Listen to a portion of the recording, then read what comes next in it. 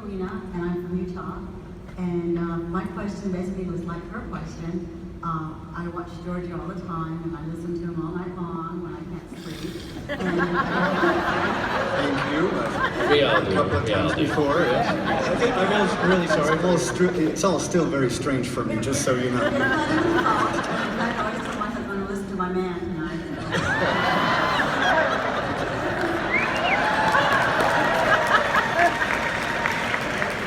My question is, like hers, I'm very religious and I'm Mormon, and I don't see any problem whatsoever with believing in the alien theory. You know, I don't see it at all. Right. Of course, my family, my friends who are Mormons do have a hard time, you know, with that. And they also said, you know, you're going to AlienCon? You know, what's wrong with that? You know, Right. why are you doing that?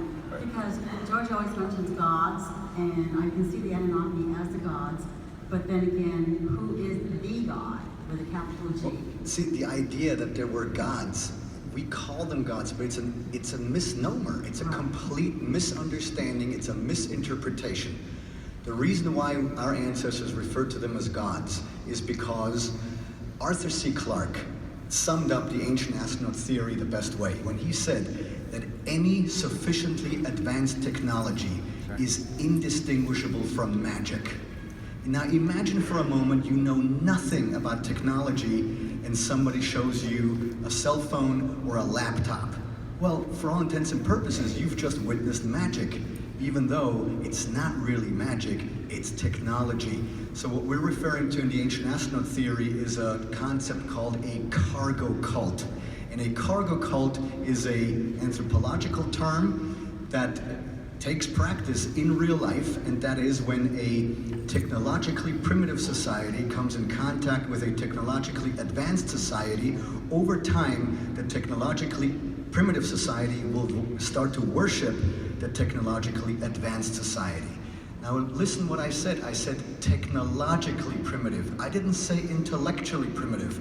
There's a huge difference in that. And what I'm referring to is that in our ancient times, our ancestors' intellect was the same as it is today. However, the technological frame of reference was infinitely more primitive and lower than ours today. So of course, when they saw somebody come down from the sky in a nuts and bolts spaceship, they thought they were visited by God, when in reality, that was not the case. And that's what we try to do, that, you know, lift the veil a little bit. And it goes back really to 1968 and to the title of Eric von Daniken's book, Chariots of the Gods.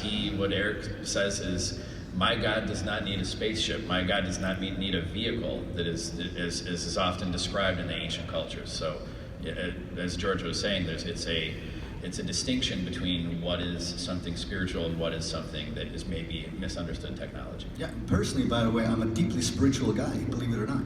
Oh, I know. Who is the big G? We don't know that? Huh? Who's the big G? Who's God? Giorgio's the big G.